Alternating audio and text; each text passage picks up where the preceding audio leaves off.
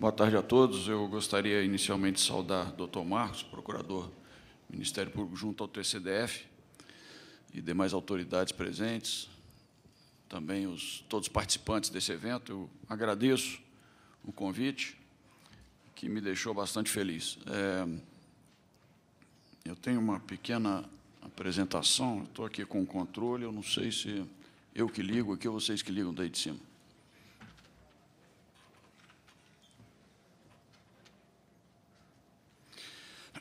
Eu considerei, inicialmente, duas definições de corrupção, ambas oriundas da ONG Transparência Internacional, e a segunda delas, que está nesse slide, na verdade, foi utilizada em primeiro lugar por muitos anos, é uma tradução de uma expressão bem simples em inglês, pela qual se diz que a corrupção é o benefício privado, a obtenção de benefício privado no uso de recursos públicos. A primeira que eles usam atualmente incorpora a ideia da utilização indevida do empoderamento que um determinado agente tem na utilização dos fundos públicos, mas também no uso mais amplo das suas atribuições. Eu valho mais da segunda, embora das duas quase que de igual maneira, mas porque a segunda remete àquilo que me parece ser o principal motivo de preocupação e objeto das nossas ações no que diz respeito às atividades dos agentes que estão envolvidos no combate à corrupção, que é o orçamento público. E é importante dizer, de início, que eu trabalho essa noção de corrupção de uma forma apenas subsidiária na abordagem do tema da utilização dos recursos públicos, na medida em que entendo que a maior preocupação hoje nossa tem a ver com uma avaliação mais abrangente da destinação dos recursos públicos. É algo que vai ao encontro da questão levantada pelo presidente Renato Rainha ontem, quando ele mencionou a temática da legitimidade da destinação dos recursos públicos, dizendo da dificuldade dos órgãos de controle em adentrar essa questão. Eu parto da percepção de que o desenvolvimento econômico do nosso país e a acumulação de riqueza, eles passam, historicamente, pelo orçamento público e, particularmente, pelo Orçamento Geral da União. Obviamente, também das peças orçamentárias dos demais entes federativos e também pelos investimentos das empresas estatais e a disponibilização de crédito pelas instituições financeiras do Estado, ligados ao Estado. A minha argumentação não está baseada ainda numa pesquisa acadêmica mais robusta, embora eu tenha conseguido identificar alguns trabalhos que já tangenciam esse tema. Mas eu creio que é uma percepção, me parece que é uma percepção generalizada no nosso país, de que existe essa relação muito próxima do desenvolvimento econômico com a aplicação dos recursos públicos. A simples observação do ranking das maiores empresas do país mostra o tanto que essa relação é intrínseca.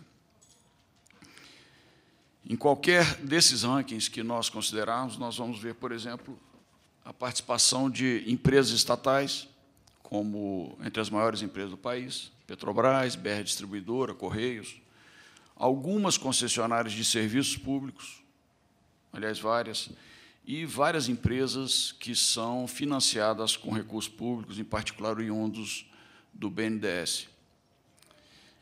Além dessa percepção inicial, nós podemos considerar, por exemplo, como que as grandes empresas de engenharia no país dependem quase que exclusivamente das obras públicas.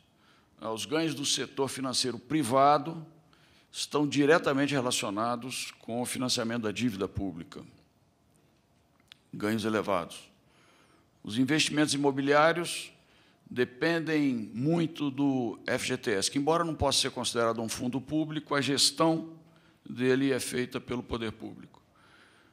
O patrocínio das chamadas organizações da sociedade civil, que também passa, em grande medida, pelo orçamento público. De forma que, no país, os agentes econômicos, os agentes políticos, ao longo dos anos, foram se aperfeiçoando na prática do rent-seeking, todavia num processo muito mais agressivo do que o termo originalmente quis definir. Essa expressão foi cunhada na década de 60 por um economista liberal norte-americano, Gordon Tullock, falecido, desenvolvido por outros economistas que vieram depois dele, e diz respeito principalmente ao comportamento desses agentes econômicos, e sempre em parceria com os políticos, que vivem em busca de mudanças em regulamentos que os beneficiem. Um exemplo clássico no nosso país talvez seja, a gente possa mencionar, aquela regulamentação que concedeu benefícios tributários aos carros de 1.000 cilindradas e fez um benefício enorme, gerou um benefício enorme à Fiat naquela época. Todavia, como eu já disse, parece que no país esse comportamento é mais agressivo,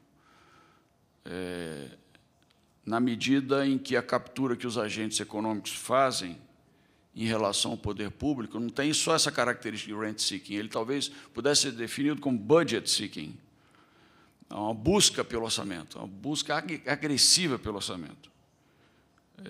E dentro desse conceito, obviamente, a gente inclui aí também o desvio de recursos públicos, como comumente falamos, a corrupção. Então, nós temos aí setores como engenharia, construção de grande porte, setor imobiliário, setor financeiro, terceiro setor, concessionários de serviços públicos, empresas estatais e mesmo sindicatos na busca por melhores salários para as diversas carreiras do setor público. O que eu quero deixar claro, portanto, é minha intenção de ampliar o escopo dessa investigação que a gente realiza aqui nesse seminário para uma noção mais ampla acerca da legitimidade da destinação dos recursos públicos num ambiente econômico e político, que é o nosso, no país, caracterizado por essa prática de budget seeking, que, repito, inclui, obviamente, a corrupção, mas, atualmente, numa perspectiva, especialmente no âmbito do Distrito Federal, quase que marginal. E, mais tarde, vai ficar claro por que eu entendo que essa questão, hoje, da investigação da corrupção, ela adquire um caráter quase que marginal. Então, a meu ver, então, a principal tarefa do GDF hoje, e eu posso dizer que não só a GDF, mas talvez a tarefa do próprio Distrito Federal, seja uma discussão mais ampla sobre a destinação da verba orçamentária. Se eu tenho razão quando argumento que os agentes políticos e econômicos apresentam esse comportamento no país, então, me parece que a tarefa número 1 nossa, nesse momento, seria ampliar a discussão sobre a destinação das verbas orçamentárias para que se avalie a participação daqueles que não têm acesso, não conseguem atuar nesse espaço em que atuam esses agentes econômicos e políticos que conseguem, afinal, a destinação das verbas públicas, das dotações orçamentárias, conforme o seu interesse. Então, eu concordo, como já falei, com a observação do presidente Renato Rainha, feito ontem, acerca da limitação de que os órgãos de controle usualmente enfrentam acerca dessa possibilidade de manifestação sobre legitimidade das destinações do orçamento público. Mas, na esteira do exemplo que ele deu ontem, a pergunta é, será que nós podemos nos manter passivos e aceitando essa realidade diante de contratações como aquelas relativas ao Estádio Nacional, Estádio Mané Garrincha, e as obras do entorno, em função dos números que ele trouxe, apresentou aqui ontem? Será que é lícito, é legítimo, da parte dos órgãos de controle, manter essa neutralidade em relação à legitimidade das destinações orçamentárias? Talvez seja o caso de nós encontrarmos um espaço de manifestação para os órgãos de controle, obviamente sem que isso se caracterize como cogestão, mas de maneira que fosse possível o enfrentamento das questões prementes para o momento que nós vivemos. Porque uma avaliação do orçamento público no Distrito Federal nos mostra que a gente caminha muito próximo, está muito próximo de uma inviabilização quase que completa da ação do poder público do Poder Executivo no Distrito Federal.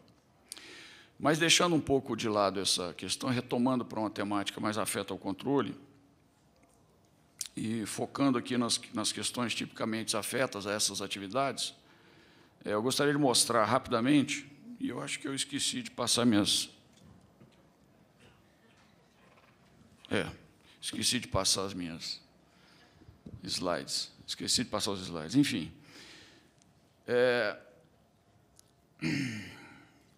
eu queria falar um pouquinho sobre a atuação da Controladoria Geral do Distrito Federal hoje, né? Nós fizemos uma mudança na nossa abordagem da despesa orçamentária. Então, nós olhamos hoje, procuramos olhar hoje, estamos começando a olhar para o orçamento hoje, mais ou menos dessa maneira que está colocado aí. Nós dividimos, estamos considerando a natureza da despesa e nós estamos considerando o modo de execução da despesa como maneira de segregar valores que nos tornem nossa abordagem, nosso trabalho mais adequado, seja possível melhor destinação de recursos humanos, principalmente, para cada uma das atividades.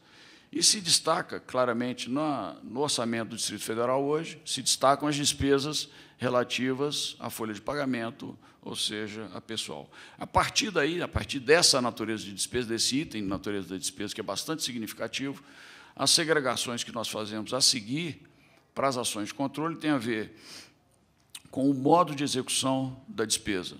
E aí nós temos outros 3 grandes grupos. Em primeiro lugar, as despesas licitadas.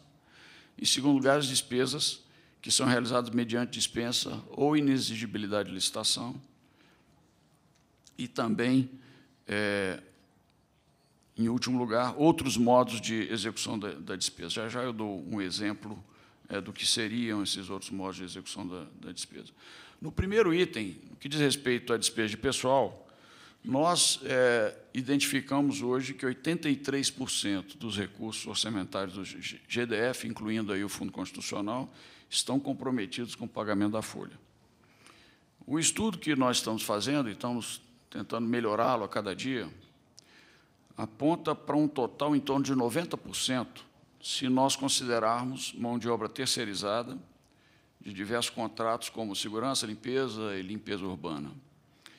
E é de fundamental importância notar que a projeção desses valores, considerando, inclusive, o crescimento vegetativo da própria folha, aponta para um percentual próximo aos 94% daqui a um ano, no final do segundo quadrimestre do próximo ano. E esses dados, eu creio que demonstram claramente o porquê da minha afirmação quanto à possibilidade apenas marginal hoje de desvio de recursos públicos em relação ao conjunto do orçamento. Em relação ao conjunto do orçamento, podem ser até valores significativos, mas o conjunto do orçamento hoje está praticamente abrangido, tomado por essas despesas relativas a pessoal.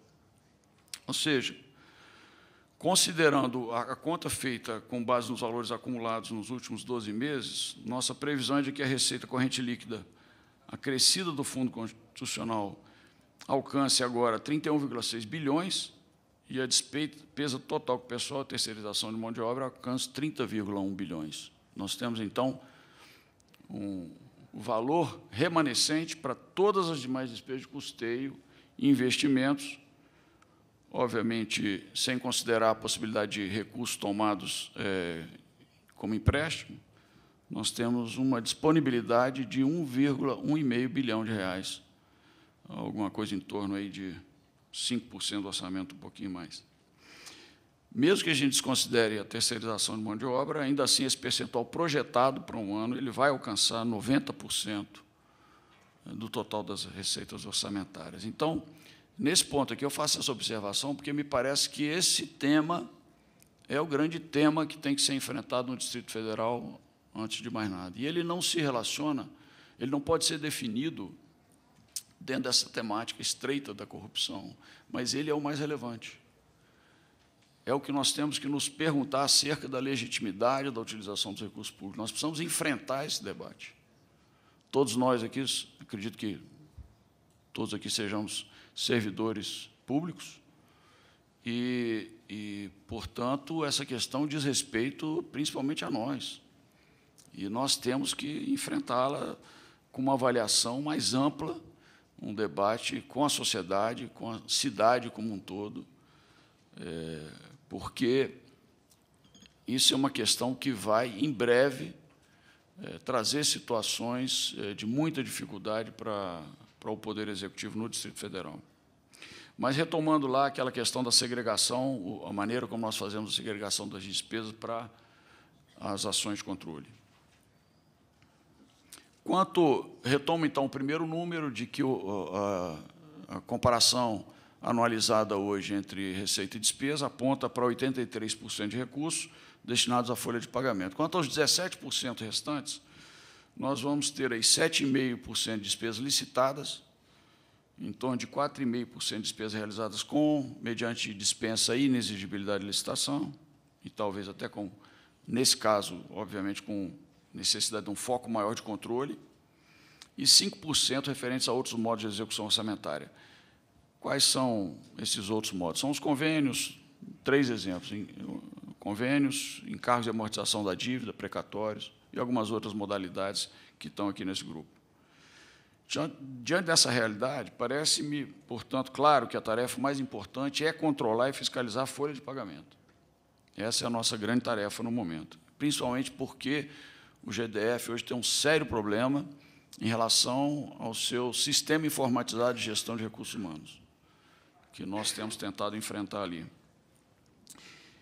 E eu quero fazer um quadro aqui mostrando mais ou menos, colocando isso que eu falei até agora numa planilha, e uma proposta de ação conjunta com o TCDF para que a gente possa aperfeiçoar essas ações. A proposta em alguns aspectos, né? Eu acho que talvez a letra esteja muito pequena para vocês, mas eu vou tentar fazer a leitura aqui e identificar do que se trata. Na área temática, então, de pessoal, o que a gente está tentando fazer. Em primeiro lugar, esse estudo sobre a evolução das rubricas de pessoal em relação ao total do orçamento, a gente gostaria muito, doutor Genédio, que o TCDF pudesse conferir esse trabalho nosso, validar esses números, a gente verificar conjuntamente se nós estamos diante desse perigo enorme que, a princípio, parece se apresentar. Em relação à fiscalização de toda a folha, todos os meses, nós deixamos aquela abordagem de fiscalizar a folha da educação, fiscalizar a folha da saúde no mês seguinte, para entrar no esforço de tentar fiscalizar toda a folha todo mês, mediante a utilização das trilhas de auditoria, aprendendo com a experiência de quem já está mais avançado nisso, com a União, por exemplo. E aqui é uma atividade que a gente precisa realizar em conjunto com toda a capacitação potencial, disponibilidade de recursos do TCDF. Nós precisamos criar essa conjunção de esforços aqui, porque esse tem que ser o foco da nossa ação de controle principal. Em terceiro lugar, o que a CGDF está fazendo é tentando incentivar o desenvolvimento desse novo software para gestão de pessoal no GDF, que é absolutamente indispensável. Nós temos muita dificuldade hoje com esse software que é utilizado pela CEPLAG. Em relação às despesas licitadas, nós temos acompanhado as grandes licitações desde os editais. Então, a gente acompanha o edital, a gente sugere alterações nos editais, e principalmente as grandes licitações, caminhando para e passo. Recentemente, algumas recomendações que nós fizemos foram, inclusive, corroboradas pelo tribunal, no que diz respeito a essa licitação de despesas para ações de publicidade. E acompanhamos também, por amostragem, licitações de valores menores. Em relação às despesas realizadas mediante dispensa e inexigibilidade, nós ainda estamos com ações muito incipientes, nós precisamos melhorar um bocado nisso. E é uma área que apresenta, obviamente, um risco maior em relação à possibilidade da má utilização dos recursos públicos, de desvio, de corrupção, enfim.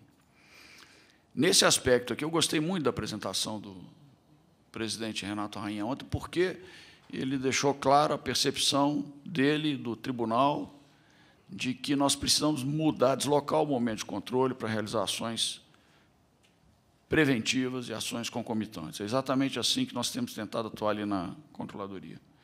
Então, me parece hoje, a gente vinha muito com esse foco na análise dos editais, mas me parece que o momento é ainda anterior, e a gente tem que antecipar um pouquinho a nossa atuação para atuar diretamente nos termos de referência. Foi falado aqui ontem, inclusive vocês me parece que estão com um trabalho muito interessante na Escola de Governo, em relação ao treinamento para os gestores, para a elaboração de termos de referência. Sensacional isso. Nós precisamos qualificar a elaboração dos termos de referência. E o problema ele surge dali. Em contato, aí, o trabalho que a gente tem feito muito próximo à Secretaria de Saúde, existe um esforço nosso hoje, particularmente na área de saúde, para qualificar os termos de referência. Os problemas já estão, quando existem, já estão ali, ali é o nascedouro do problema. Então, a gente identifica essa necessidade de ação no termo de referência e, aí também acho muito interessante essa atividade desenvolvida hoje pelo TCDF, no que diz respeito a essa possibilidade de análise da qualidade do asfalto que está sendo produzido no Distrito Federal, porque isso diz respeito a um outro momento da execução da despesa que nós normalmente não conseguimos alcançar com qualidade, que é a liquidação da despesa. Pela própria dificuldade, a liquidação das despesas acontece o tempo todo em diversos lugares, relativamente a valores elevados, valores pequenos. Então, a qualificação que também o TCDF está fazendo do executor do contrato, que é extremamente importante, e a necessidade de uma articulação maior que nós precisamos fazer com esses agentes públicos que realizam essas... Na verdade, realizam uma função de fiscal de contrato, não exatamente do executor de contrato. E isso aqui é algo que nós podíamos trabalhar conjuntamente para dividir tarefas e ver como que a gente consegue não duplicar os esforços, ao contrário, talvez o nosso foco forte lá nos termos de referência, como que a gente podia dividir essas tarefas e alcançar o máximo possível da execução das despesas. E aí, em relação a demais despesas e outros ativos, que a gente faz hoje uma fiscalização mediante seleção em função da materialidade, seria o caso da gente conversar também para ver o que seria possível fazer. Isso não quer dizer que a gente vai deixar de lado completamente aquelas ações de natureza repressiva, que têm que ser realizadas, né? Nós temos hoje uma experiência interessante ali na Controladoria, que nós abrimos uma auditoria que ela é permanente, ela é essencialmente reativa. Na medida em que as denúncias surgem, a gente imediatamente desloca alguém para fazer uma apuração sumária daquilo e ver se aquilo, então, desemboca para uma atividade de auditoria, efetivamente, ou se o relatório inicial demonstra que não há indícios suficientes para que se leve a questão adiante. E seria muito interessante também que esse tipo de atividade fosse feita em conjunto. Então, veja bem, o que a gente está fazendo? Até aqui a gente vê duas mudanças principais. O momento de realização das ações de controle, o momento do controle, deslocando o foco das ações a posteriori para as ações a priori concomitantes, e o escopo das ações de controle. Nós não vamos mais dentro de um órgão especificamente. Até podemos ir, obviamente, quando tem uma licitação que é realizada por um determinado órgão, mas a gente foca, então, natureza de despesa e modo de execução da despesa. O que mais que está fazendo a Controladoria? Não incluí aí, uma falha minha, em primeiro lugar, uma ação muito importante, que é monitoramento das recomendações dos nossos trabalhos, né? Nós estamos dando um foco muito grande hoje na efetividade das nossas ações. Uma preocupação em qualificar melhor as nossas auditorias, nossas recomendações. Às vezes, quem sabe, a gente até diminui um pouco o número de recomendações para que as mais importantes ganhem maior relevância e mais atenção do gestor. E o acompanhamento contínuo, consistente da efetividade da implementação das recomendações que foram feitas. A gente saiu, inclusive, daquela dinâmica de papel, mandar um ofício com a recomendação. Isso acontece, mas depois de um contato pessoal com o gestor, no qual são apresentadas as recomendações, inclusive com a minha participação pessoal, porque isso colabora na relação com o gestor. Além dessa busca por efetividade em relação às ações de controle já realizadas, nós estamos hoje atuando ainda nessa perspectiva das ações preventivas, na implementação de projetos de gestão de risco nas unidades de administração direta e indireta do GDF. E o objetivo, nesse caso, claramente, é a qualificação dos chamados controles primários, aqueles que são exercidos no âmbito da própria gestão diária da máquina pública distrital. Resumidamente, acho que todos têm alguma noção do que é a gestão de risco. Trata-se de mapear processos operacionais, identificar os riscos aos quais estão sujeitos esse processo e tratá-los. Nós estamos implementando essas técnicas no Hemocentro, na Secretaria de Agricultura, na Emater, no metrô, na SEDEST-MID, na saúde, no caso da saúde, em processos específicos da área de compras e na própria CGDF. E prevemos ainda iniciar esses trabalhos na Secretaria de Meio Ambiente e na Casa Militar. Vou dar um exemplo rápido de como é feito esse trabalho, utilizando o exemplo do Hemocentro. Eu pensei, a princípio, em trazer aqui uma dessas matrizes, mas ela é muito grande, seria difícil fazer a projeção. Então, resumidamente, alguns itens que são mais importantes nessa planilha de identificação dos riscos, eu identifico aqui, por exemplo, um primeiro macroprocesso dessa planilha referente ao Hemocentro. Ela trata de um macroprocesso denominado diagnóstico laboratorial, que está relacionado a um objetivo estratégico daquele órgão, que é garantir sangue com qualidade e quantidade adequadas à população do Distrito Federal. O risco identificado nesse macroprocesso é o erro na avaliação laboratorial do sangue. Podem ocorrer dois tipos de eventos nessa situação. Seria a ocorrência do resultado chamado falso negativo ou falso positivo. A seguir, então, a planilha vai descrever como isso pode ocorrer, e há várias causas possíveis, são identificadas todas essas causas, os impactos da ocorrência desse problema e suas consequências. A partir dessa identificação, cabe, então, ao Hemocentro e à equipe, juntamente com a equipe da Controladoria, criar os mecanismos para se precaver contra a concretização dessas hipóteses, mediante o aprimoramento do macroprocesso. Além desse trabalho de gestão de risco, uma outra atuação muito importante da CGDF é um trabalho forte de incentivo ao controle social, mediante a mobilização da sociedade. Veja bem, deixar bem claro que a nossa proposta é de incentivar o controle social. Não faz sentido falar no Estado realizando controle social. Nós queremos ajudar a criar na população, na sociedade, a cultura da fiscalização mediante o controle social. Então, nós temos aí o projeto da realização das auditorias cívicas na saúde, e que nós reunimos grupos da sociedade para fiscalizar especificamente a estratégia de saúde da família, e na educação, nesse caso, no âmbito do projeto chamado Controladoria na Escola. A meu ver, o grande déficit que existe hoje nessa questão não está no polo do Estado, está no polo da sociedade.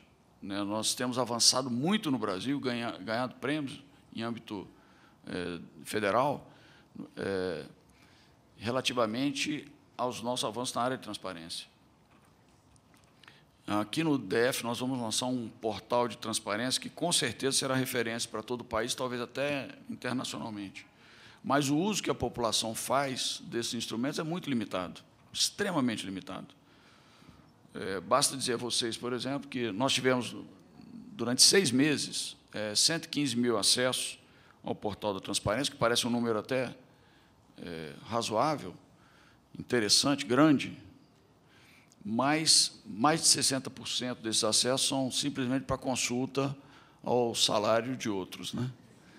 É isso que o pessoal quer saber, quanto o outro ganha. Porque, obviamente, nenhum servidor entra no portal de transparência para saber seu salário. Então, a gente vê que tem um déficit de participação popular no controle social.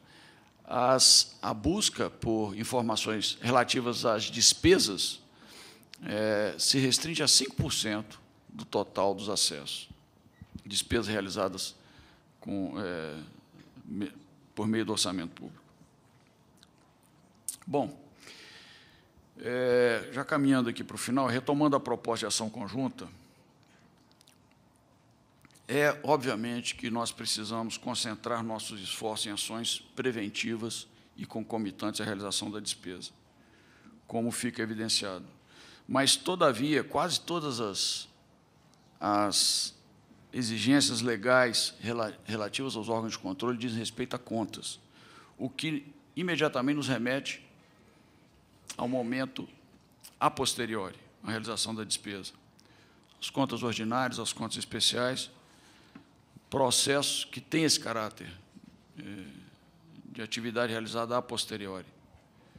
E dessa realidade resulta uma grande tensão, na medida em que essas obrigações legais existem, elas têm que ser atendidas, e nós temos que transpor recursos humanos, porque nós não podemos contratar, nós não temos como colocar mais gente no controle, nós temos que transpor os recursos para atuar preventivamente.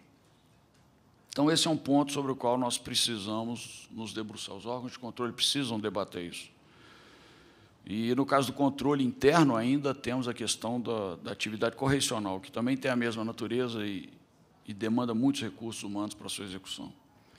A grande dificuldade para fazer essa transição é porque nós temos um enorme passivo que precisa ser tratado e precisa de muita gente para tratar desse passivo, mas nós precisamos de mais gente, muito mais gente, para fazer o trabalho preventivo e concomitante.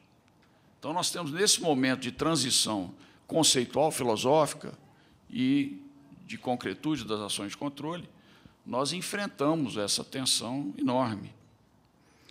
E nós precisamos, então, inovar para superar esses problemas oriundos dessa tensão, que é a mudança de modelos de controle.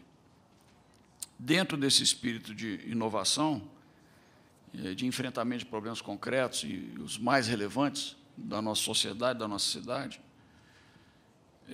cabe também notar a necessidade de uma nova relação entre os órgãos de controle e os gestores. Eu creio que o Genédio ontem tocou num ponto essencial que ainda não tinha me ocorrido, que é a falta de confiança entre as pessoas aqui no nosso país e na nossa cidade, enfim, entre nós, e, nesse caso, aplicado especificamente entre os agentes públicos, ou, mais particularmente, dos órgãos de controle em relação aos agentes públicos. É verdade, sim, que a história política recente do nosso país nos dá inúmeros motivos para essa atitude de desconfiança. Mas me parece que, para superarmos o problema que se apresenta hoje a todos nós, é indispensável que a gente tenha uma nova abordagem para essa questão. Nós já falamos, por exemplo, em avaliação de legitimidade de despesas orçamentárias, mudança do momento do controle, mudança do escopo do controle, aprimoramento da gestão, monitoramento de recomendações, mas talvez nós possamos complementar esse esforço mediante uma mudança de cultura dos órgãos de controle, da postura de desconfiança para a postura de confiança. Nós temos um modelo hoje que cria um círculo vicioso, dos quais a gestão não consegue sair. Esse é um debate que é importante também que a gente consiga aprofundar. Eu, provocado ontem pelas palavras na apresentação do Genédio, não consegui ainda elaborar melhor isso, mas a gente precisava conversar um pouquinho sobre isso, acredito.